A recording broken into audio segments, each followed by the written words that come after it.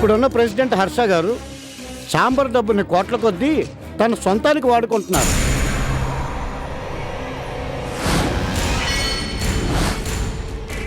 నిజంగానా?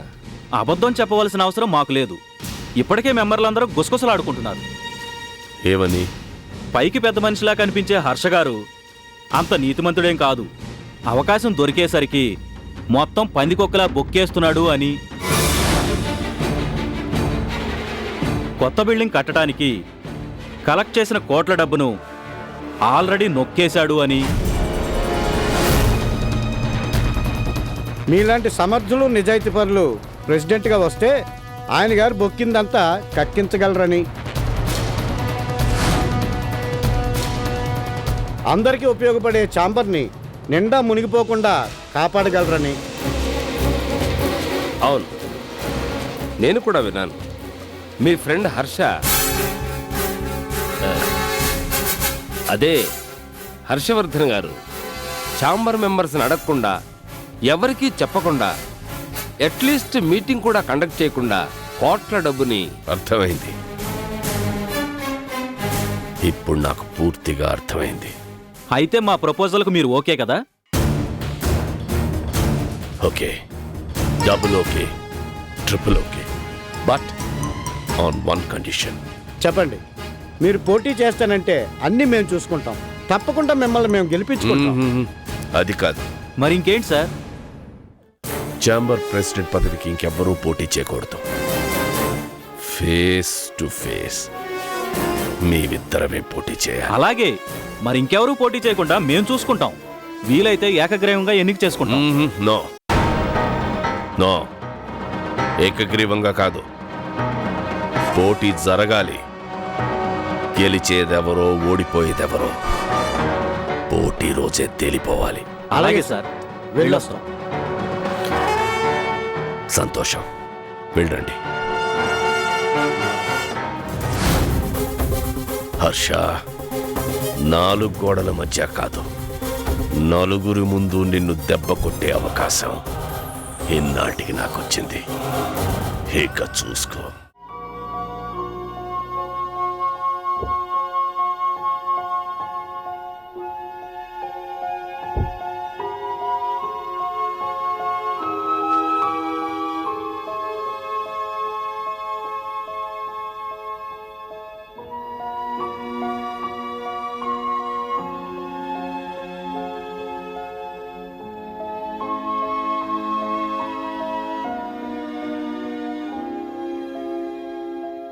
కళ్యాణ్, వెళ్ళిన పని ఏమైందిరా?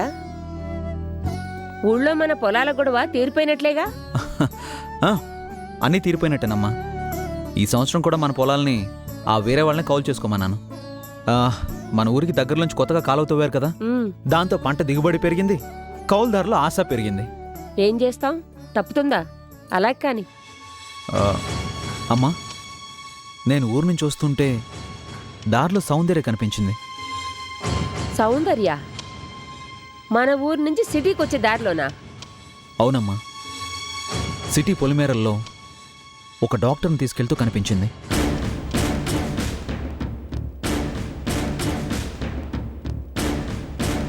సౌందర్య మాటలను బట్టి చూస్తే అక్కడ ఎవరికో సీక్రెట్గా ట్రీట్మెంట్ ఇప్పిస్తుందేమో అనిపిస్తుంది. మా సౌందర్య ఏదీ సీక్రెట్గా చేయదు, అన్నీ పబ్లిక్గానే చేస్తుంది. అబ్బో, నీ ఫ్రెండ్ని ఒక్క మాటన్నా ఊరుకోవే. మీరు ఊరుకుంటారా మీ ఫ్రెండ్ గురించి నేను మాట్లాడితే? అవునరా, ఎవరికైనా సరే తన ఫ్రెండ్ గురించి తప్పుగా కామెంట్ చేస్తే బాధగానే ఉంటుంది. అమ్మా, నేను చూసి చెప్పానంతే. లేకపోతే సౌందర్య ఓ డాక్టర్ని తీసుకుని ఊరి పొలిమేరల దాకా ఎందుకు వెళ్ళాలి? దారిలో నన్ను చూసి ఎందుకు కంగారు పడాలి? నేను కూడా ఒక డాక్టర్నే కదా. ఆ పేషెంట్ ఎవరో నేను చూస్తాను అంటే వద్దొద్దు అంటూ ఎందుకు టెన్షన్ పడిపోవాలి? అదిగో మళ్ళీ అదే మాట. మా సౌందర్య ఏం చేసినా ప్రతిదానికి ఒక కారణం ఉంటుంది. ఓహో, అయితే చెప్పు, నీ ఫ్రెండ్ నన్ను వద్దనుకుని ఇంకో డాక్టర్ని ఎందుకు తీసుకెళ్ళింది? ఎందుకే ఉంది, మీరంటే బాగా తెలిసిన వాళ్ళు. ట్రీట్మెంట్ చేసి కూడా ఫీజు ఇస్తానంటే తీసుకోరు. తనేమో ఎవరి సర్వీస్ని ఫ్రీగా తీసుకోవడానికి ఇష్టపడదు. అందుకే మీకు చెప్పకుండా ఇంకెవరో డాక్టర్ని తీసుకెళ్ళుంటుంది. ఏ మాత్రానికి అపార్థం చేసుకోవాలా ఏంటి? విన్నావా అమ్మా ఎలా సపోర్ట్ చేస్తుందో? ప్రాణ స్నేహితురాలు కదా, తన ఒంటి మీద ఈగను కూడా వాళ్ళనివ్వదు. ఆంటీ మీరే చెప్పండి, నేనన్న దాంట్లో తప్పేమైనా ఉందా? ఉహుం, అస్సలు లేదు. అమ్మా అవునరా, స్వప్న చెప్పిందే నిజం. నా కోడలు ఏం చెప్పినా నిజమే చెప్తుంది. అంటే అత్తా కోడళ్ళిద్దరు ఒక పార్టీ, నేనొక్కడనే ఒక పార్టీనా? అవునంతే కదు స్వప్న. ఎంత ఆలోచించినా, ఎంత సరిపెట్టుకుందాం అనుకున్నా సౌందర్య విషయంలో నాకెందుకో డౌట్గానే ఉందమ్మా. కళ్యాణ్, ఏంటి నువ్వనేది? అవునమ్మా, సౌందర్య ఊరి బయట ఎవరికో సీక్రెట్గా ట్రీట్మెంట్ ఇప్పించడంలో రీజన్ ఏంటా అని. ఇటు చూస్తే గోవిందం కనిపించడం లేదని రామ్ వాళ్ళ ఇంట్లో అంతా కంగారు పడుతున్నారు. అటు చూస్తేనేమో సౌందర్య. Something is wrong.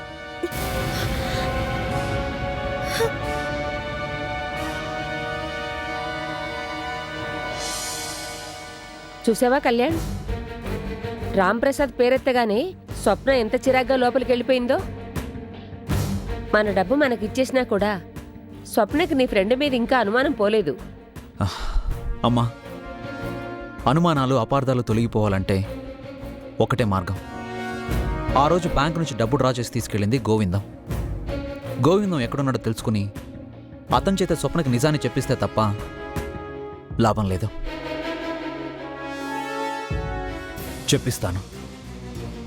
గోవిందం ఏమయ్యాడో కనుక్కుంటాను. ఇన్నాళ్ళు ఎందుకు కనిపించకుండా పోయాడో తెలుసుకుంటాను.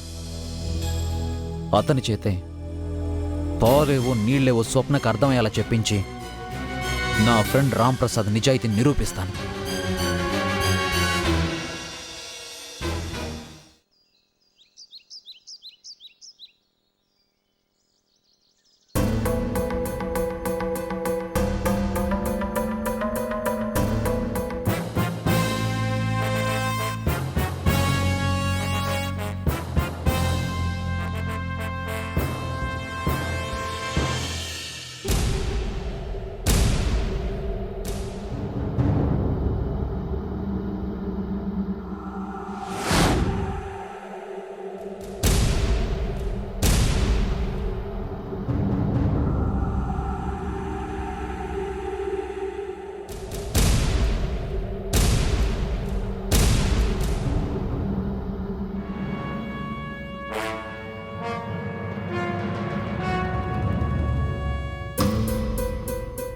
ఏమండి, ఏమైందండి?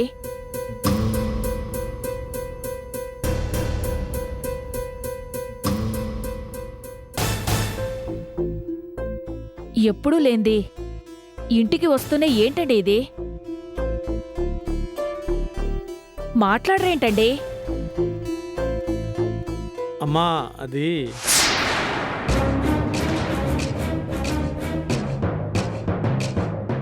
ఏమైందో చెప్పు. ఛాంబర్ ఎలక్షన్స్ జరగబోతున్నాయి కదమ్మా. పర్వాలేదు, నువ్వు చెప్పు.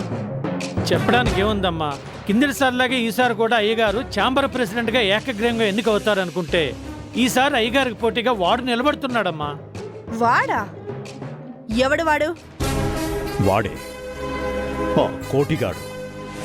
ఏంటి, ఆ కోటిగాడు మీకు పోటీగా నిలబడుతున్నాడా? నిలబడుతున్నాడా కాదు, నిలబడ్డాడు. నాకు పోటీగా, నాకే ప్రత్యర్థిగా నిలబడి పోటీ చేస్తున్నాడు. ఎంత ధైర్యం వాడికి! వాడు నిలబడితే మీకేంటండి? కిందటిసారి ఏకగ్రీవంగా గెలిస్తే ఈసారి భారీ మెజార్టీతో గెలుస్తారు. అంటే అమ్మా, ఛాంబర్లో అందరూ ఆ కోటీకే సపోర్ట్ చేస్తున్నారు. ఇప్పుడు అయ్యగారికి అందరూ వ్యతిరేకంగా. ఆపో. ఏంటి డాడీ? మీరు ప్రెసిడెంట్గా ఉన్న ఛాంబర్లో మీకే వ్యతిరేకంగా లాబింగ్ జరుగుతోందా? లాబింగ్ మాత్రమే కాదు, ఆల్మోస్ట్ డిసైడెడ్. మెజార్టీ మెంబర్స్ వాడే కావాలంటున్నారు. మరిప్పుడు ఏం చేద్దామండి? అది తోచకే. ఇదిగో డాడీ, ఎలక్షన్స్ అంటేనే గెలుపు ఓటములు ఉంటాయి. ఈసారి అదృష్టం బాగుండక ఓడిపోతే? నో, నేను ఓడిపోకూడదు. ఓడిపోతే కూర్చునేది ఇంట్లో కాదు, జైల్లో. ఏమండి? దీనంతటికీ కారణం నువ్వే. ఆ రోజు నీ బోడి సలహా విని చాంబరు డబ్బు 50 కోట్లు మన అవసరాలకు వాడేసుకున్నాం. ఆ డబ్బు గురించే మెంబర్స్ అందరూ చాటుగా గుసగుసలాడుకుంటున్నారు. అందుకే నన్ను దింపేసి ఆ కోటిగాడికి పట్టం కట్టాలనుకుంటున్నారు. డాడీ, అవును, నా మీద పంతంతో ప్రతీకారంతో రగిలిపోతున్న ఆ కోటిగాడు ఏ చిన్న అవకాశం దొరికినా నన్ను పాతాళానికి తొక్కేయాలని ఎదురు చూస్తున్నాడు. వాడు ప్రెసిడెంట్ అయితే ముందుగా ఆ డబ్బు గురించే ఎంక్వైరీ చేస్తాడు. మొత్తం లెక్కలన్నీ బయటికి లాగి నన్ను ఊచలు లెక్క పెట్టిస్తాడు. ఏమండి? మాట్లాడదు. ఆ రోజు నీ మాటలతో రెచ్చగొట్టి ఆ డబ్బుని వాడుకుందామన్నావు. చెప్పు, ఇప్పటికిప్పుడు ఆ 50 కోట్లని ఎక్కడి నుంచి తెద్దాం? అయిపోయింది. ఇన్నాళ్ళు ఎంతో పరువుగా 10 మందిలోనూ గర్వంతో తలెత్తుకుని తిరిగిన ఈ హర్షవర్ధన్ పని అయిపోయింది.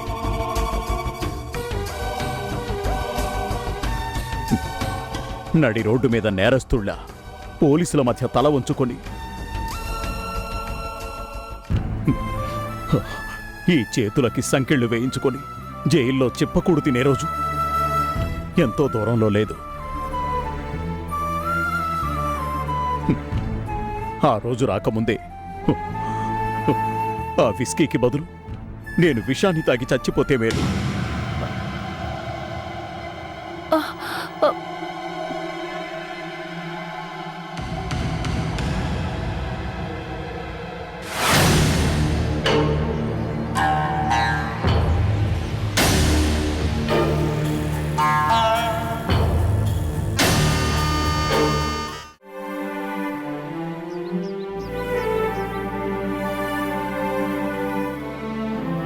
డ్రైవర్, కార్ ఆపు.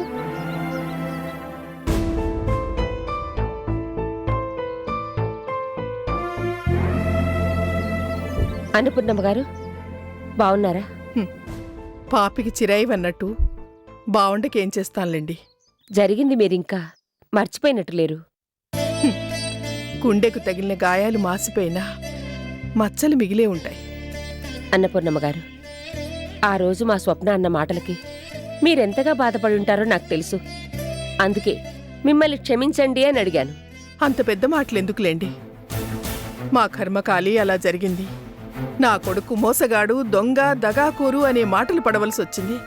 అందుకే తల తాకట్టు పెట్టైనా సరే మీ డబ్బు మీకు ఇవ్వాలనుకున్నాం, ఇచ్చేశాం.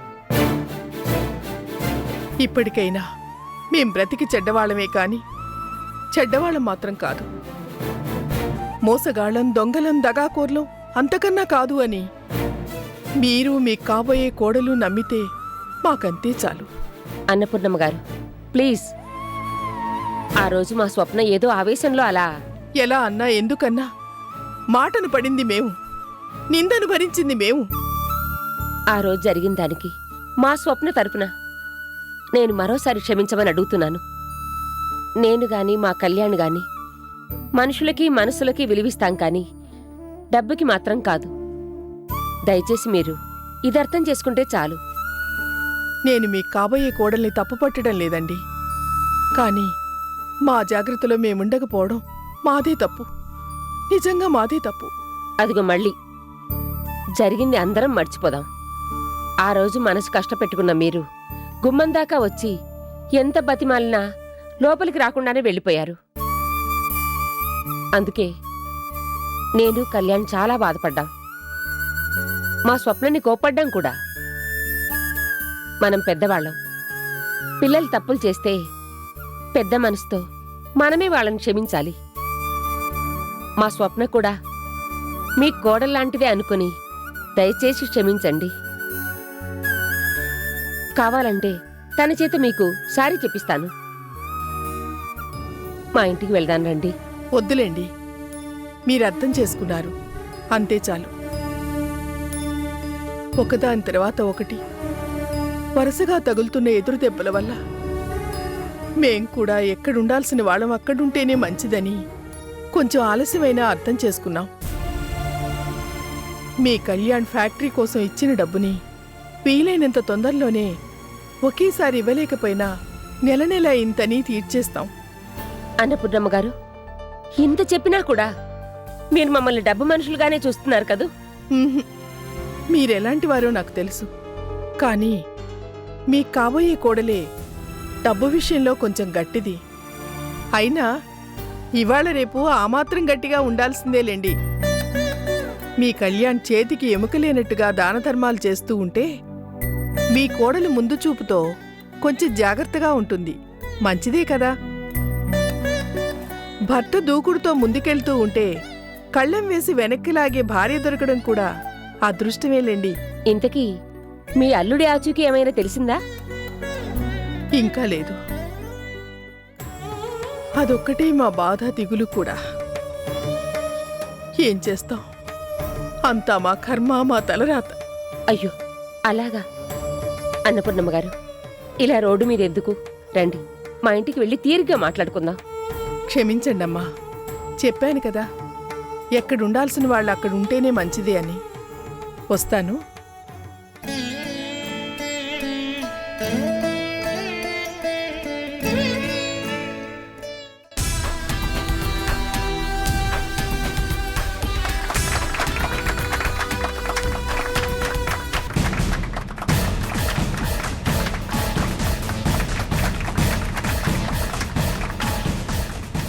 Congrats sir. Thank you. Congratulations sir. Thank you. Chamber ఎన్నికల్లో మీలాంటి మంచి మనిషి ప్రెసిడెంట్గా గెలవడం నిజంగా మా అదృష్టం సార్. మీ అభిమానానికి నేను కృతజ్ఞుణ్ణి. సార్, కొత్త నీరు రాగానే పాత నీరు కొట్టుకుపోయినట్టు మీ రాకతో అవినీతి అంతం కావాలి సార్. ఓ ష్యూర్. నేను అడుగుపెట్టిందే అవినీతిని అంతం చేయడానికే కదా. అదీ మాట అంటే. ఆగండి ఆగండి ఆగండి. ఈ శుభ సందర్భంలో అందరికీ చిన్న విందు ఏర్పాటు చేశాను. అయితే ఇంకెందుకు ఆలస్యం, పదండి మందుకి. హలో, మందు కాదు, ముందుకి. కరెక్ట్గా చెప్పారు సార్. కొత్త ప్రెసిడెంట్ గారు అడుగు జాడల్లో నడిస్తే ఇక మన ఛాంబరు ముందడుగు వేసినట్టే.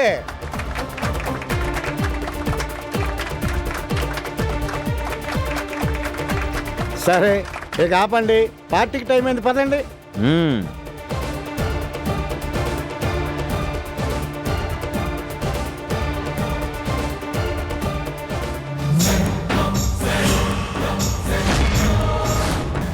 ఓడిపోయినందుకు గుండె జారిపోయినట్టుంది. విన్నావు కదా మెంబర్స్ ఏమన్నారు? అవినీతి మీద నీతి గెలిచింది, అహంకారం మీద ఆత్మాభిమానం గెలిచి చూపించింది. నిన్నటిదాకా నీ చైర్ అక్కడ, ఇవాల్టి నుంచి నీ చైర్ ఇక్కడ, ఒక మామూలు ఛాంబర్ మెంబర్గా. కానీ నిన్ను ఇక్కడ కూడా కూర్చొనివ్వను. నీ గుట్టుని బయట పెట్టి అందరి ముందు నువ్వు తల దించుకునేలా చేసి అవమాన భారం ఎలా ఉంటుందో నీకు రుచి చూపించి ఈ ఛాంబర్ నుంచి నిన్ను బయటికి పంపించకపోతే నా పేరు Koteswararao, president of the chamber.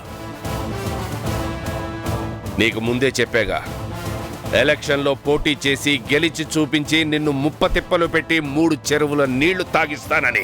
ఇదిగో తీసుకో.